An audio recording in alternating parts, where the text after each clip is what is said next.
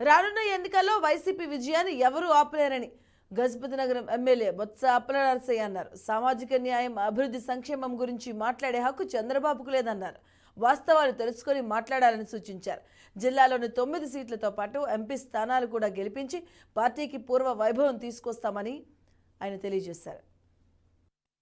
వాస్తవాలు మాట్లాడుకుంటా మీరేమో ప్రజలకేమో అమాయకులు ప్రజలకే తెలియదనుకుంటే మీరు భ్రమలో ఉంటారు కనుక మీరేమో మేము జనసేన మేము కలిసిపోయాము మా ఓట్లు పడిపోతాయి అనే భ్రమలో ఈరోజు ఉన్నారు.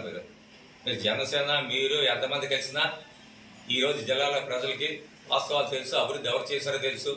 అభివృద్ధి చేసిన ఓటేయాలని ఆలోచన ఈరోజు ప్రధానిగా ఉంది. తప్పనిసరిగా ఈ జిల్లాలో మళ్ళీ 9 సీట్లకి 9 సీట్లు ఈరోజు వైఎస్ఆర్ కాంగ్రెస్ పార్టీ గెలుస్తుందని చెప్పి డంకాపదంగా నేను తెలియజేసుకున్నాను ఈరోజు. ఎందుకంటే మీ ఊకతం ఉపన్యాసాలకి